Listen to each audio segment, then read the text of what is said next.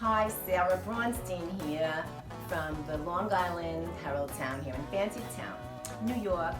Today we are with Robbie Kaye, who I understand is a former Long Islander, so we're happy to have you.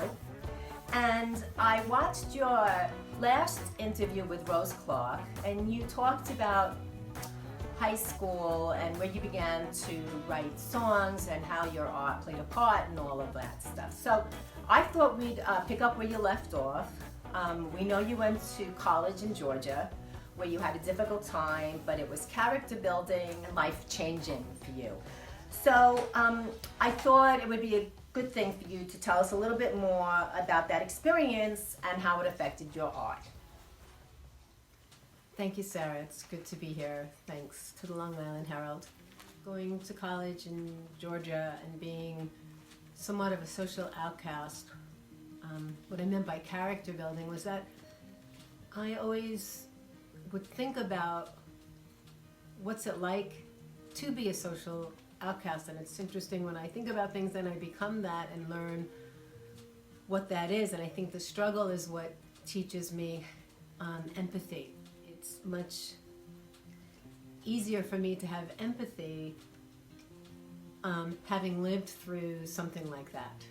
I think it was, like everything else in my life, something that added to the need for me to express the feelings, the struggle, the pain through writing songs.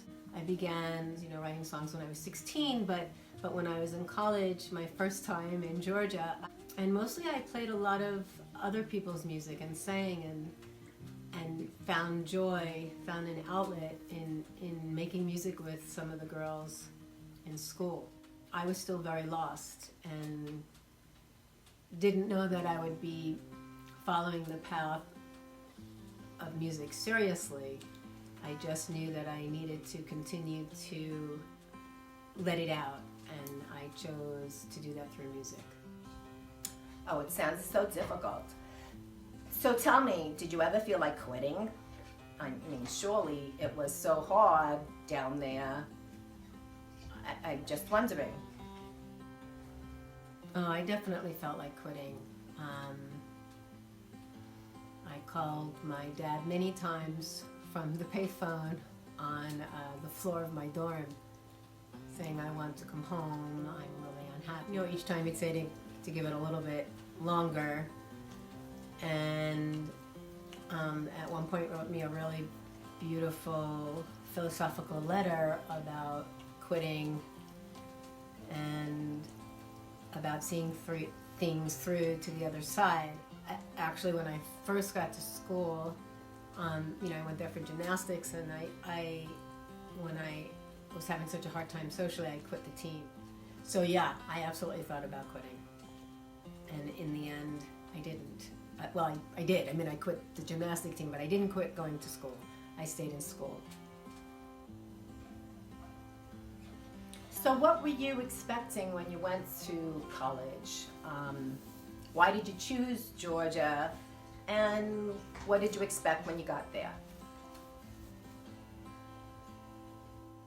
Well, I chose Georgia College because I actually didn't have a lot of choices, because I blew some scholarships to schools with really great gymnastic teams. But in essence, I really went to Georgia College because they accepted me and they had a really good small school gymnastic team.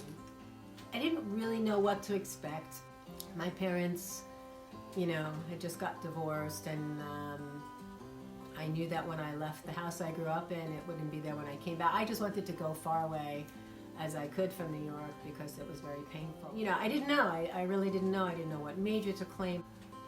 I thought it was going to be a blast. College, I had gone to visit my brother in Syracuse and had a really great time, and that was New York. And I showed up, the first day in this school that was pretty rural. It was only like 40 minutes north of Macon, Georgia, in Levi jeans with zippers on the knees and one up my butt, a zipper, from being split, and a t-shirt and very frizzy long hair already just from observing the people, I had already begun to think,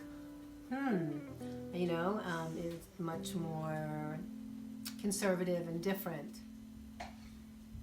And what kind of songs did you write when you were there? And were you writing on the piano? Were you writing on the guitar?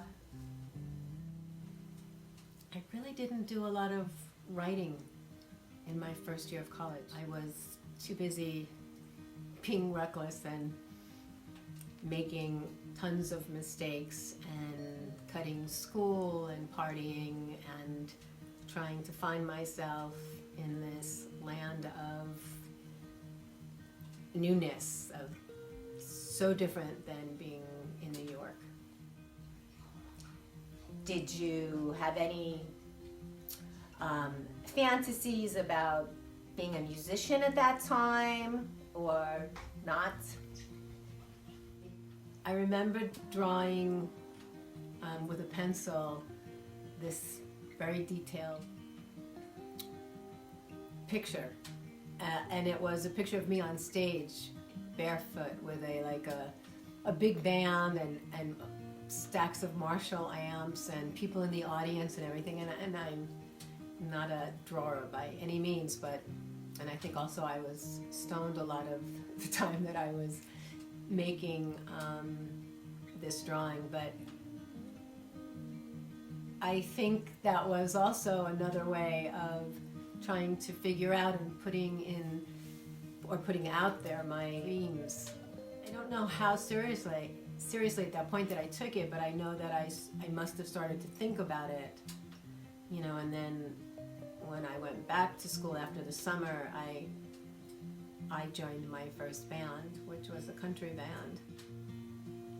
So you spent the rest of the semester starting to fit in and finding your own, and then came the summer, and you went home back to Long Island, and then you went back to school, and then what? Maybe it was the beginning of the pattern of me going out and living my life and then writing about it, gaining, I guess, life experience enough to have things to process through journaling. And in my case, the way I journaled was mostly through song. I started keeping journals at that time. Fascinating. Well, unfortunately, our time is up, but I understand you have an interview next week, and I'm looking forward to following you on this tour that you're doing, and we really appreciate you stopping by here and wish you all the luck. This is Sarah Braunstein for the Herald in Long Island, Fancytown. We'll see you next time. Well, thank you, Sarah. I look forward to the rest of the tour and hope to see you again soon. Thank you.